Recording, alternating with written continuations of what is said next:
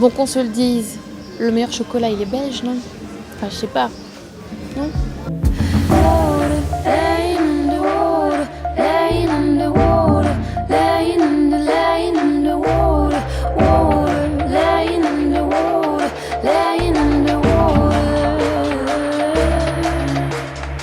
Je vois bien que dans la musique, pour se démarquer, pour être épanoui, il faut quand même être très sûr de soi. Quitte à ce que les choix qu'on fait ne plaisent pas à tous, mais au moins qu'il y ait des choix qui soient faits. Il faut être honnête avec soi-même, parce que sinon on ne peut pas tricher avec les gens. Ça, c'est une chose c'est une certitude. Oui. Et ça, vous l'avez remarqué rapidement, ça? Oui, parce que j'ai écrit un premier album en anglais et j'avais très envie pour le deuxième. Il y avait comme une sorte de flou encore, parce que quand on chante en anglais alors qu'on est francophone, il y a un côté se mettre un peu dans la peau d'un personnage. Et moi j'avais envie que les gens perçoivent, en fait j'aime bien quand les gens viennent en concert ou autre, j'aime être assez accueillante, chaleureuse, je n'aime pas mettre de distance. Et donc pour moi le fait de chanter dans ma langue maternelle, c'était quand même important pour ça, pour la proximité, pour chanter des choses qui résonnent avec vraiment qui je suis, quoi. Alors quelle belle aventure vous vivez depuis quelques temps, hein. Il y a en début d'année ce deuxième album, il y a l'aventure aussi avec The Voice Belgique. Quand vous regardez ce que vous avez parcouru jusqu'à aujourd'hui, quel sentiment prédomine? Le bonheur absolu. Le bonheur, oui. Je vois la vie en rose.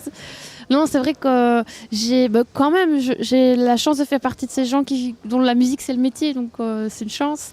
J'ai eu un parcours en plus assez facile jusqu'à présent parce que je suis passée effectivement par la case The Voice. En Belgique, on a 4 émissions de The Voice parce que le pays est dit comme chez vous, est divisé en plusieurs parties.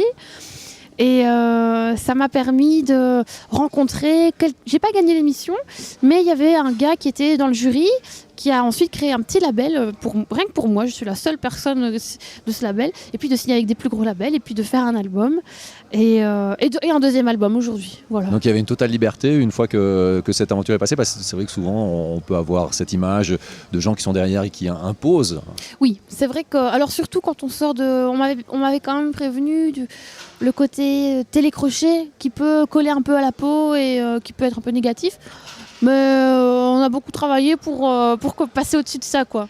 Et musicalement, c'est vrai que je reste curieuse et j'ai très envie que, malgré l'air très électro, très sample, plugin, qui reste, j'avais envie de garder des vrais instruments quand même sur l'album, même si ça se fait peut-être un peu moins aujourd'hui, mais j'avais envie qu'il y ait du vrai grain, quoi.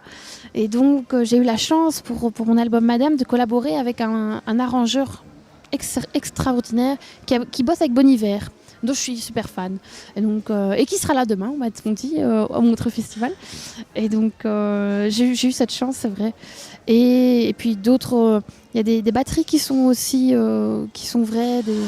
J'avais envie de ça. Et beaucoup de voix. Il y a beaucoup de voix en général de chœur dans mes chansons. J'aime bien ça.